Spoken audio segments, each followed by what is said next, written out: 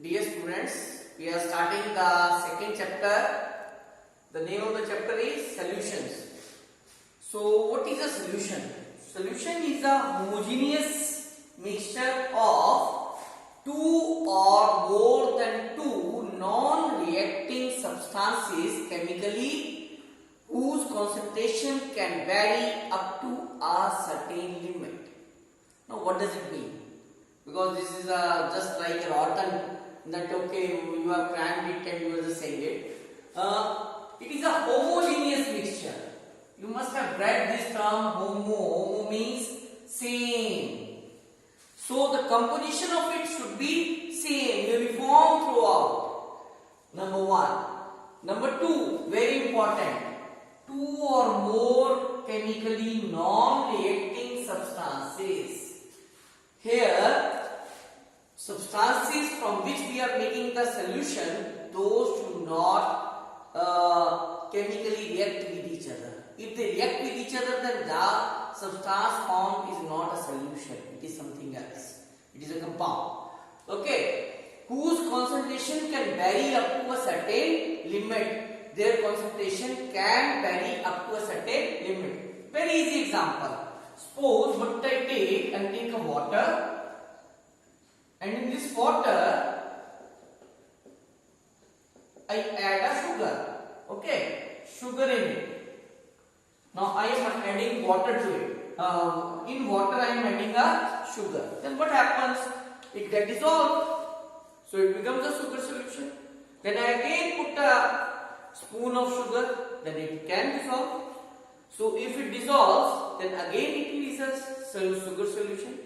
Again I put a sugar, then again it dissolves, then again I say that it is a sugar solution. But if I keep on doing it, then one such situation will arise when this sugar doesn't get dissolved now. Now that solution is called as a saturated solution.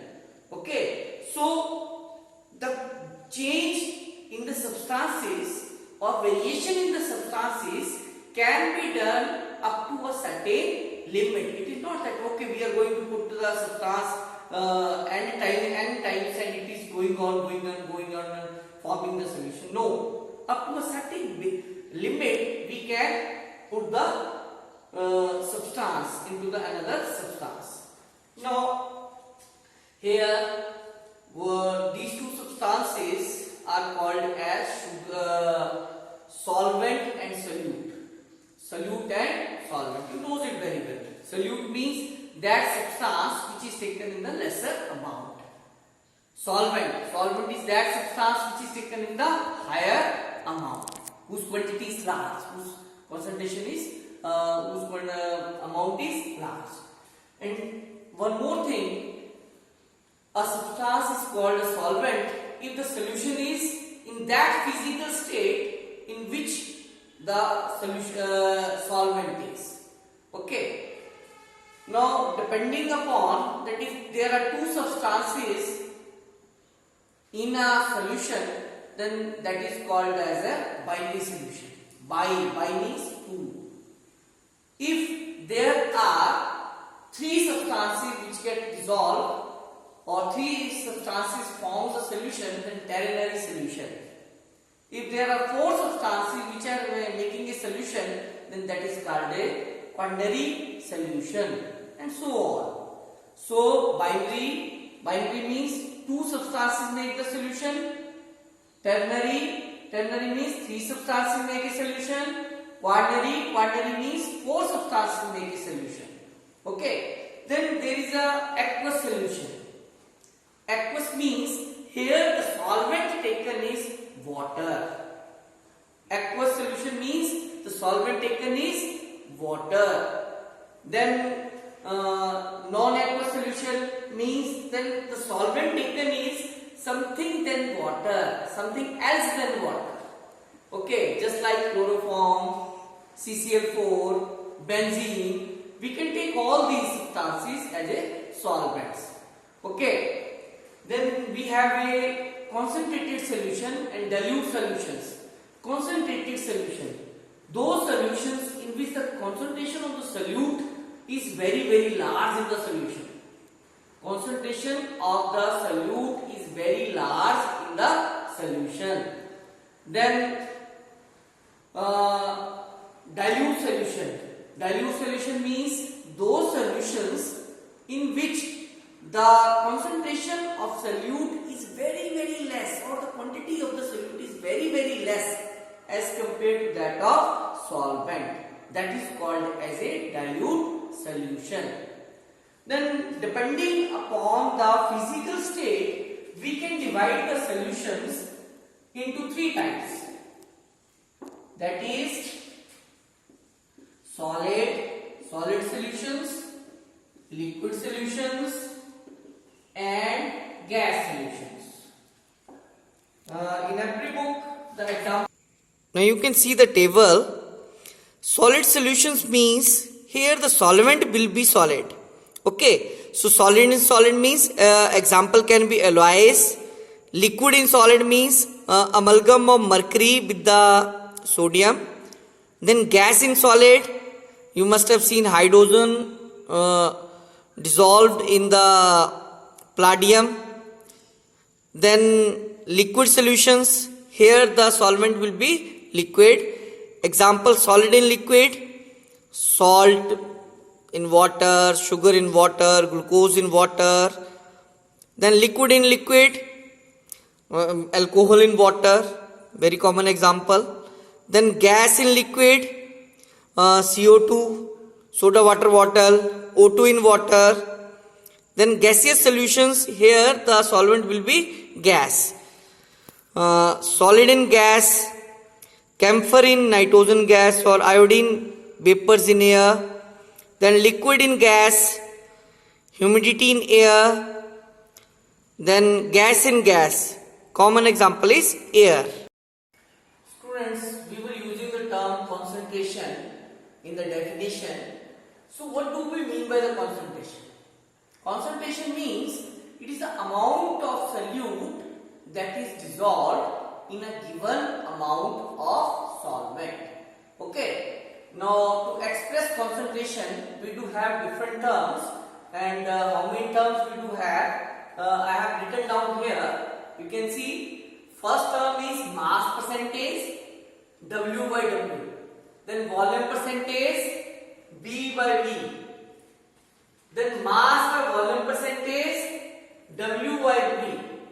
Molarity represented by capital M. Molality, small m. Normality, capital N. Mole fraction, X. Mass fraction, then parts per million, ppm. So these many terms we have to know. Very easy to know. Out of it, we have read about them many in the previous years. Now, mass percentage. Mass of a component, mass percentage, the mass percentage is equal to mass of a component upon total mass of the solution,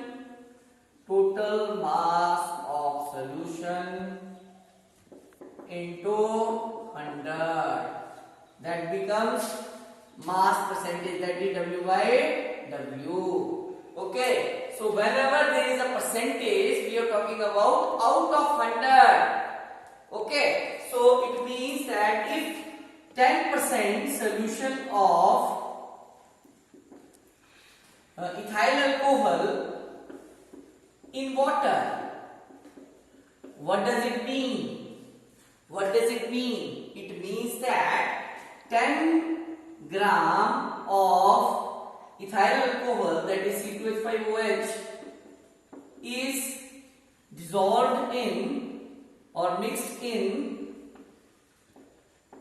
90 gram of water, so that it becomes 100, because we are talking about percentage. Okay, so 10% solution means 10 gram of ethyl alcohol is mixed in 90 grams of water. Similarly, B by B, here the mass changes by the volume. So volume of a component upon total volume of the solution into 100 V by V. Here in both the cases, here it will be volume. Here it is changed with the volume. Then it will become the volume percentage. Okay, I will not define write it down all here. Then mass by volume percentage, as the name indicates, mass by volume means mass should be in the numerator, volume should be in the denominator. It means that mass of a component upon volume of the solution into 100. That is called as mass by volume percentage. So you can easily do it if you just remember the basic things. Okay. Then I am telling you about the molarity. You have read about the molarity earlier. What is molarity? Molarity is number of moles of the solute dissolved per kilogram or per liter of the solution, represented by capital M. Okay. So let me rub it. So molarity, what I have told you, molarity is number of moles of solute upon volume of solution in liter.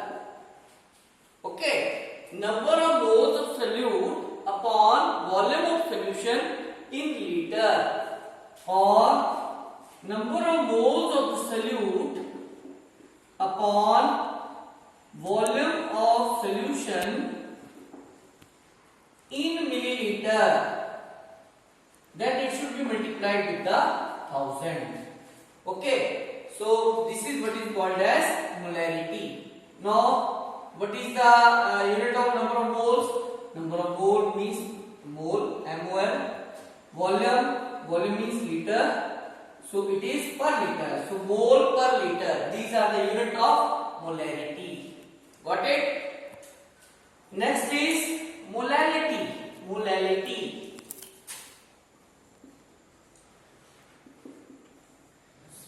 It is represented by small m. Molality is number of moles of solute upon mass of solvent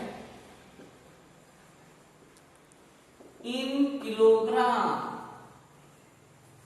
Number of moles of the solute upon mass of the solvent in kilogram.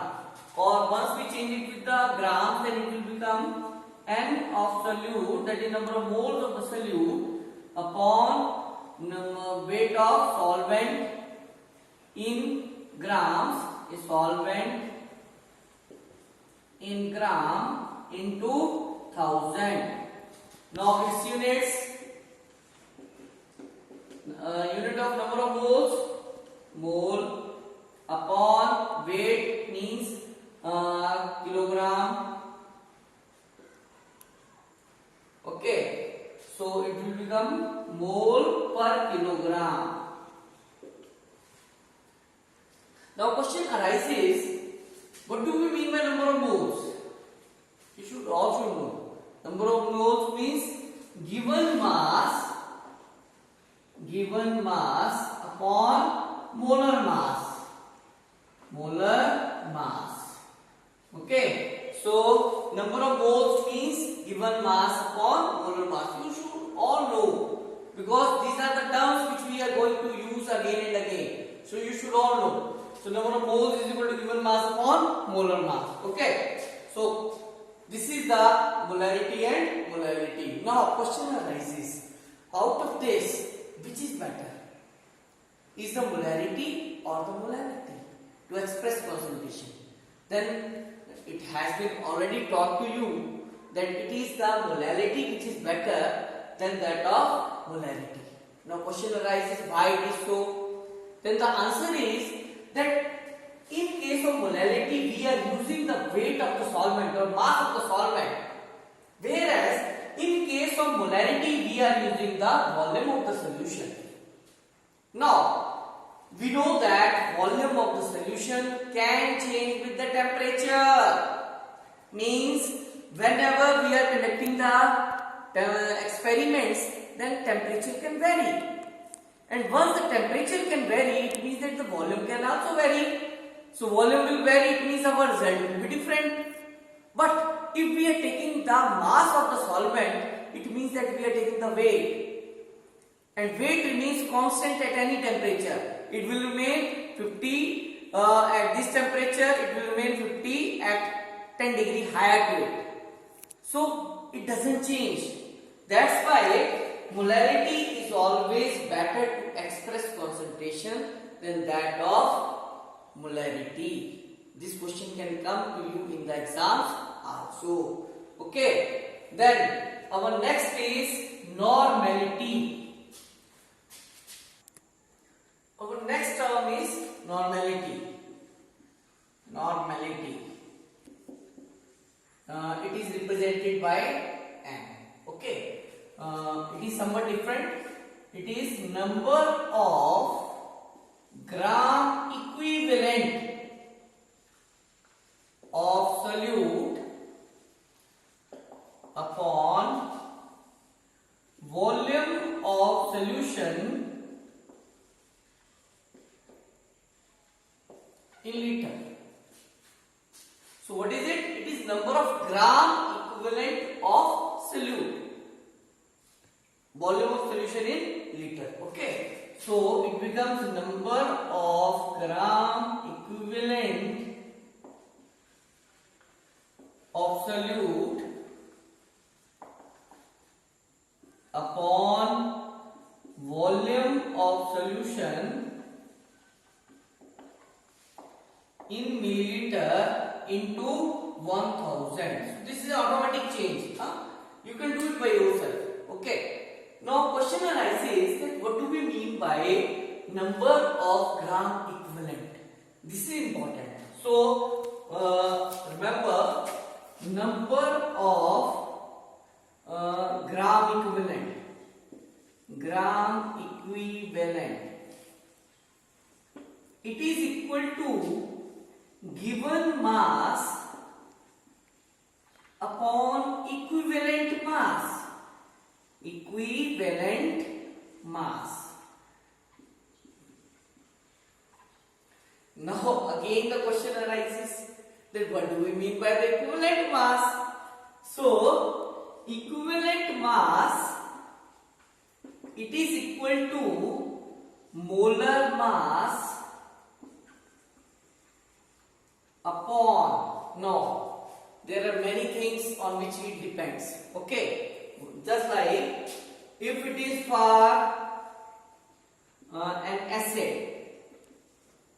equivalent mass for an acid, then molar mass of acid upon basicity. Now what is this basicity? It is number of replaceable hydrogen ions. Okay, so equivalent mass for acid will be molar mass of acid upon basicity, that is number of replaceable H positive ions. Example, for HCl, basicity is equal to 1. For H2SO4, it is equal to 2. Okay, because here the hydrogen is 1, here hydrogen are 2. So that's why here basicity is 1 and 2. If it is for base, equivalent mass of base, it is equal to molar mass upon acidity.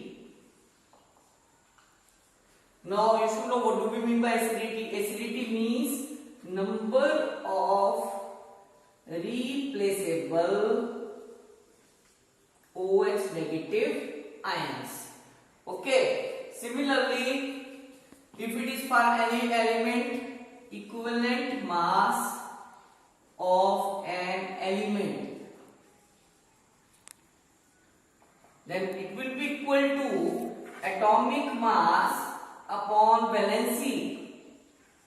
valency of element. Okay. Similarly, if it is for an ion or ionic compound, then equivalent mass of an ionic compound, then it will be equal to formula mass upon charge on ion. Okay, so these are the methods by which we can calculate the equivalent mass. Once you calculate the equivalent mass, then you have to divide given mass to the equivalent mass, then comes the number of gram equivalent. Okay.